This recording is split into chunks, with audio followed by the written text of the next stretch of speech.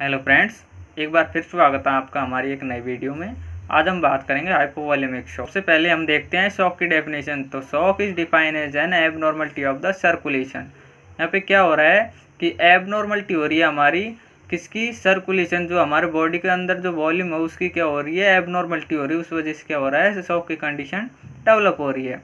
वो भी किसकी वजह से डेवलप हो रही है, हो रही है इनएडिक्वेट ऑर्गन परफ्यूजन एंड ऑक्सीजनेशन के कारण। ठीक है, अगर हम इसके टाइप्स की बात करें तो ये मेनली 5 टाइप को होता है, जिसको नीचे कैटेगरी में डिवाइड किया गया है। जो फर्स्ट जो टाइप है इसका हाइपोवॉल्यूमिक शॉक, सेकंड टाइप है वो है सेप्टिक शॉक, थर्ड इज है cardiogenic shock and fourth is neurogenic shock and last one is anaphylactic shock. तो हम बात करते हैं हाइपोवॉल्यूमिक शॉक। तो यहाँ पे हाइपो का मतलब होता है कम, लो या फिर डिक्रीज, वॉल्यूमिक मतलब हमारे ब्लड का वॉल्यूम।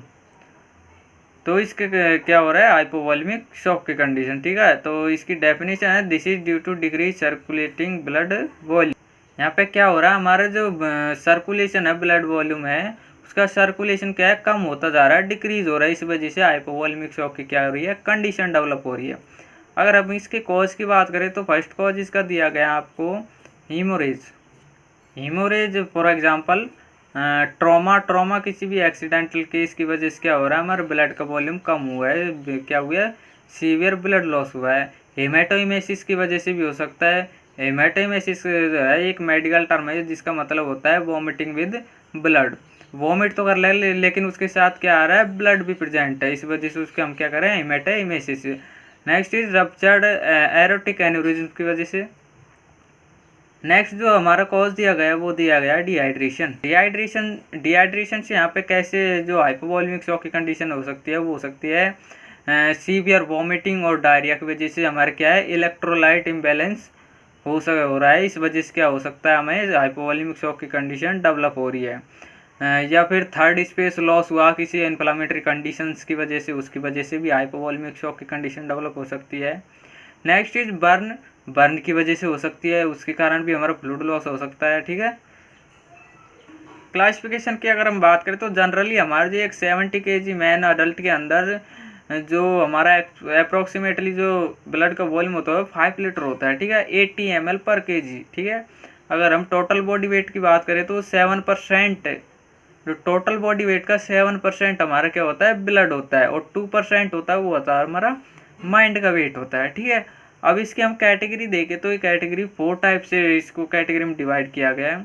वो भी किसके आधार पर, वो depending on the amount lost. ठीक है, तो इसके अंदर जो फर्स्ट कैटेगरी दी गई है वो बिलो 750 ml और या फिर 15% से कम, उसको हम फर्स्ट कैटेगरी में रखते हैं। ठीक है, नेक्स्ट इज जो सेकंड जो कैटेगरी है वो है 750 से लेके 1500 ml हमारे क्या है, अमाउंट लॉस्ट हो रहा है, उसको हम सेकंड में रख रहे हैं। ठीक है, जो थर्ड है उसमें हम 1500 से लेकर 2000 ml या फिर 30 से लेकर 40% तो हमारा अमाउंट लॉस्ट हो रहा है, उसको हम तीसरी कैटेगरी में हम रख रहे हैं। ठीक है, जो फोर्थ जो कैटेगरी है उसमें क्या हो रहा है, 2000 ml से ज़्यादा, या तो 2000 ml या फिर 2000 ml से अब या फिर ज़्यादा क्या हो रहा है, हमारा अमाउंट लॉस्ट हो रहा है, उसको हम क्या रखते हैं, फोर्थ कैटेगरी में रखा गया है।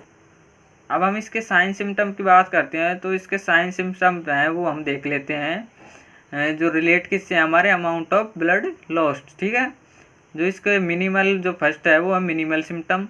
सेकंड है टैकीकार्डिया। टैकीकार्डिया का मीन्स होता है जो हमारी ब्रीथिंग है वो क्या है, बढ़ रही है, वो किस कहाँ तक बढ़ रही है, इंक्रीज हो रही है 100 अबो। ठीक है, टैकीपीनिया में क्या हो रही है, सांस लेने में दिक्कत हो सकती है।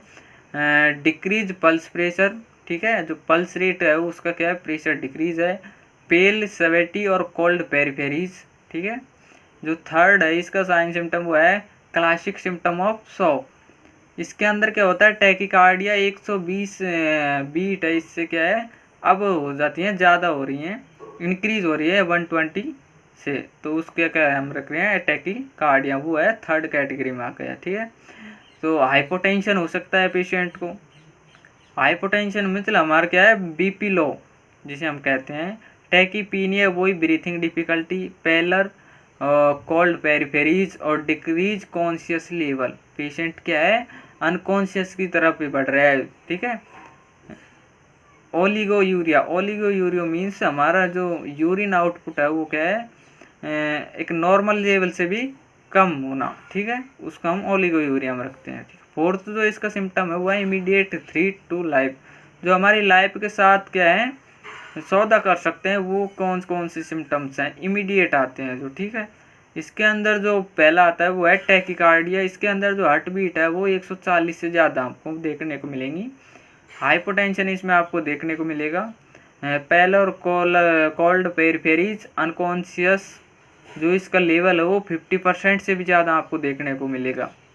एन्यूरिया होगा, जो एन्यूरिया मीन्स जो यूरिन आउटपुट है वो आपको बिल्कुल भी नहीं देखने को मिलेगा और पेशेंट क्या है अनकॉन्शियस की तरफ मूव करता चला जाएगा। नेक्स्ट हम बात करते हैं ट्रीटमेंट। ट्रीटमेंट अगर हम इसके देखें तो surgical emergency and need rapid treatment, ठीक है। तो इसके अंदर जो ट्रीटमेंट या फिर मैनेजमेंट है वो है ensure N adequate airway, airway को हमको मेंटेन करना है। डिलीवरी करने का कितनी 100% ऑक्सीजन बाई मास्क के द्वारा, ठीक है। Keep the patient recumbent and elevate the foot of the bed. अब आपका जो क्वेश्चन बनता है वो यहीं से बन सकता है, ठीक है। तो इसमें हमें पेशेंट क्या करनी है, उसको रेकमेंड पोजीशन देती है। रेकमेंड मीन्स पेशेंट लेंगे एक सुपाइन पोजीशन की तरह, उसका फेस अप रहता है, वो रेकमेंड पोजीशन होती है। Elevate the foot of the bed, जो पैर हैं उसके क्या है ऊंचे करने हैं, ठीक है। एलिवेट करने हैं, थोड़ी सी बढ़ाना है, कितनी डिग्री बढ़ाने हैं वो आपको इंस्ट्रक्शन देते हैं। Compression of any obvious external haemorrhage, कोई भी एक्सटर्नल हीमोरेज हो रही है उसको हम कंप्रेस करना है, दबाना है। स्वाब या फिर वुंड है, ग्रोन है, उसको भी उसको हमें दबाना है, ठीक है। Insert a central venous line to monitor CBP and to assess the response to fluid administration. अब हम जो ये इंसर्ट कर रहे हैं सेंट्रल वेनस लाइन, जो कैनुला वगैरह कुछ भी है उसको क्या है इंसर्ट कर रहे हैं, उससे हमें क्या होगा, जो सेंट्रल वेनस प्रेशर है उसको मॉनिटर करने को मिलेगा और असेस हो जाएगा हमारे क्या जो फ्लूइड एडमिनिस्ट्रेशन करने हैं वो भी असेस हो जाएगा। Insert a urinary catheter to monitor urine output, और हमें यूरिन आउटपुट के लिए क्या है इन कैथेटर लगाना होगा। Establish basic observation of temperature, pulse, BP, respiration rate and level of consciousness and urine output, ये हमें क्या है ऑब्जर्वेशन में रखने हैं, ठीक है। और उसके बाद क्या करना है, establish vascular access with two large bore intravenous catheter ideal in the antecubital fossa. जो एंटीक्यूबाइटल फोसा होता है वो हमारे एल्बो पे होता है, उसमें क्या है टू लार्ज बोर, यानी जो गॉज है उसकी साइज है उसका बड़ा लेना है और उस हमें 2 लगानी है, ठीक है।